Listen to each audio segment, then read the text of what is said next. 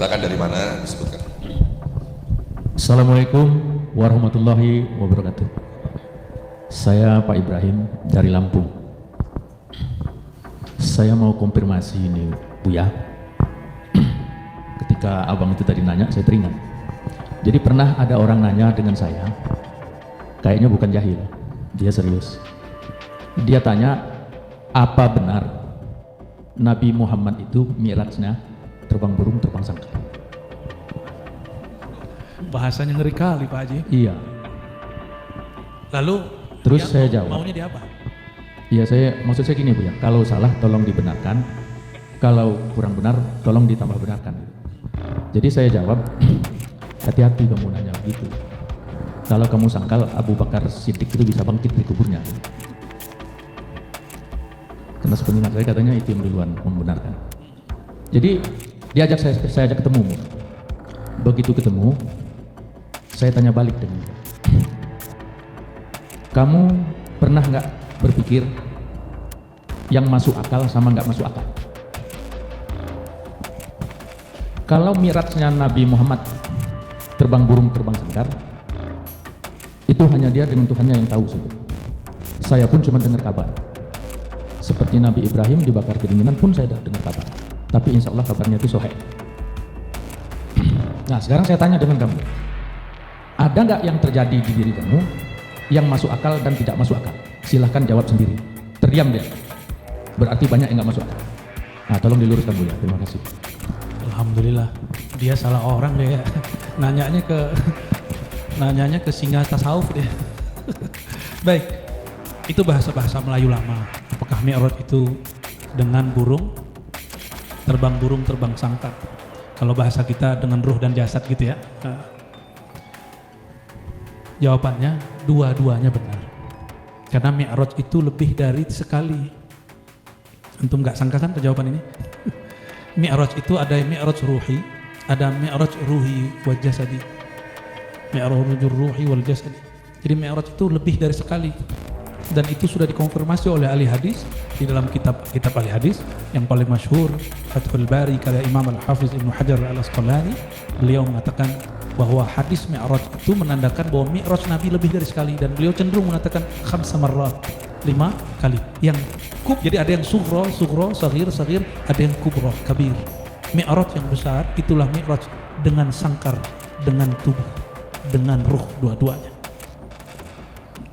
Jadi kalau ada orang mengatakan enggak, mi'raj itu cuma ruh, dia dapat satu riwayat. Kurang alim tuh orang. Kurang piknik. Oh, mi'raj dengan tubuh dan dengan ruh, dan hanya sekali. Ini orang pun kurang piknik. Dan betapa anehnya orang hari ini, ngaku ahli hadis, ngaku aswaja, tapi Sahih Bukhari nggak baca. Padahal peristiwa Mi'raj diabadikan oleh para ulama dalam kitab-kitab mereka, direkam dengan baik dan muncul berkali-kali. Makanya ada riwayat Nabi Muhammad SAW ketemu Nabi Ibrahim di langit ke-6, ada riwayat ketemu Nabi Ibrahim di langit ke-7. Kalau Isra dari Al-Masjidil Haram ke Al-Masjidil Aqsa. Kalau Mi'raj dari bumi ke langit. Kalau Mi'raj yang akbar, yang besar, dari bumi langsung ke arsy Allah. Ujungnya nanti arsy Allah. Dan tidak semua Mi'raj begitu. Mi'raj pada Nabi itu adalah islahul anbiya wal mursalin. Jadi setiap nabi, setiap kekasih Allah itu Allah perbaiki dan Allah sempurnakan jiwa mereka, rohani mereka. Penyempurnaan Nabi Muhammad SAW itu dengan Mi'raj yang paling besar itu langsung diundang ke arsy Allah. Maka tiadalah wali kecuali rohani dia di-mi'rajkan, kata imam-imam kita. Dan ini ijma' ahli tasawuf. Ma min waliyin illa wa urija ilallah. Tidak adalah seorang kekasih Allah, wali Allah, kecuali rohaninya di-mi'rajkan, bukan dengan jasadnya. Tapi saya tidak tahu imam akhir zaman, apakah dia akan di-mi'rajkan dengan tubuh dan ruhnya. Barangkali masih ada ikhtilaf di situ. Wallahu a'lam bishawab. Karena Nabi SAW mengatakan ismuhu ismi, nama dia namaku. Berarti kejadian yang dialami baginda Nabi Muhammad SAW akan dialami persis oleh beliau. Wallahu a'lam bishawab. Wallahu a'lam bishawab ya. Kita ngaji-ngaji begini Bang Dik, teman-teman semua, saudara-saudariku, ini mengisi waktu. Entah menunggu sang ajal, entah menunggu sang imam. Kita hanya menunggu itu. Maka yang kita isi ngapain? Berkumpul dengan saudara rohani.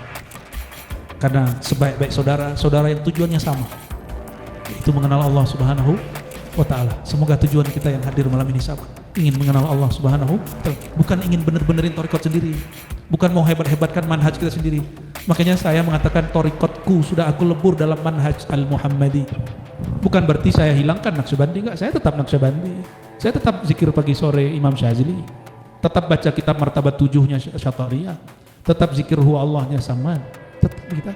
Tapi kemanhaj kita pulangkan kepada Sayyidina Muhammad sallallahu alaihi wasallam. Jangan salah paham. Jangan salah paham. Maka ini sekaligus pengumuman, nanti bulan Rajab kita mulai buka lagi khataman Sahih Bukhari. Bukan khataman ya, qiraah, pembacaan Sahih Bukhari. Nanti insya Allah di Detik Rahmat. Siapa yang ada waktu datanglah nanti. Karena kita pengumumannya pun tidak terbuka. Ya, kajian Sahih Bukhari bulan Rajab, mungkin akhir bulan ini ya. Jadi ada kajian Sahih Bukhari, ada kajian akidah, lalu ada kitab tasawuf, lalu diijazahkan kepada siapa yang hadir. Dan ada zikir wiridan, lebih kurang 2 hari atau 3 hari, mungkin 2 hari. Jadi kerjaan kita sampai nanti, kerjaan utamanya ngaji ma'rifat, yang kerjaan nyari duit itu sampingan. Bisa nggak begitu? Katanya ilahi anta maqsudi. Tetap kita kerja kayak biasa, tapi hati kita bersama Allah. Ya. Banyak orang bertanya, bagaimana cara robitoh? Nah, saya nggak cerita robitoh. Robitoh itu mengaitkan kolbu dengan kolbu guru. Antum kalau ngaji datang ke guru, was-was hilang, benar nggak? Untuk menghalau was-was di dalam pikiran, itulah rahasianya robitotul ruh, robitotul mursyid. Maka hubungkan kolbumu dengan kolbu gurumu. Jadi kalau dihubungkan kolbu kita dengan guru kita terhubung kolbunya dengan sang maha guru, yaitu Nabi Muhammad SAW. Jika dia kekasih Allah yang diizinkan berjuang sampai akhir zaman, kolbunya dihubungkan dengan sang imam itu. Nah, ketika was-was datang, kita teringat ajaran guru, udah hilang dia. Maka robitoh itu ciri-ciri orang yang telah terikat kolbunya dengan gurunya. Dia di depan gurunya hormat, di belakang gurunya hormat. Bukan fanatik, enggak. Kita enggak ada fanatik. Enggak ada ma fi ta'assub.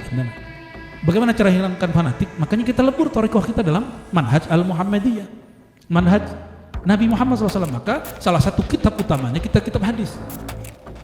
Salah satu kitab utama kita kitab hadis. Ya. Ini beliau-beliau ini pakar-pakar semua, insya Allah ya. Dan kita beruntung, ini anugerah besar dari Allah.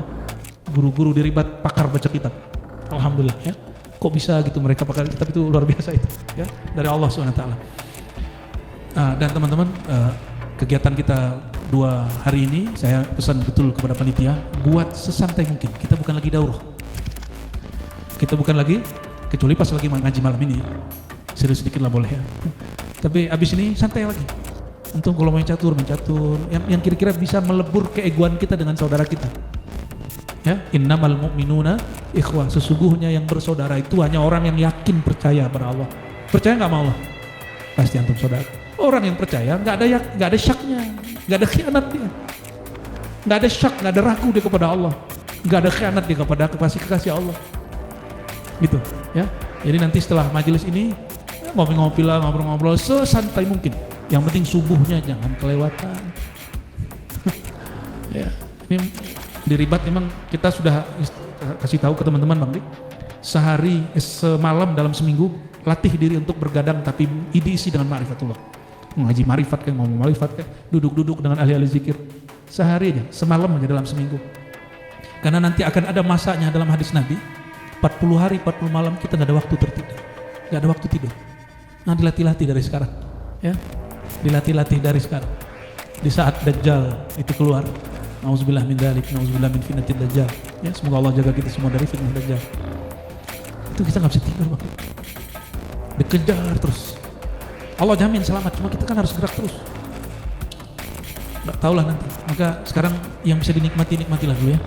Jangan pelit sama badan, apalagi sama keluarga sendiri. Hartamu, rezekimu bukan yang engkau simpan, tapi yang engkau pakai, yang engkau nikmati. Ya, ada nikmati, bukan boros-boros, bukan. Ya, ini wa amma bi ni'mati rabbika fahaddits ya. Terhadap nikmat Allah maka pakailah, sharinglah, postinglah, bagi-bagilah. Ya. Allahumma shalli ala sayyidina Muhammad.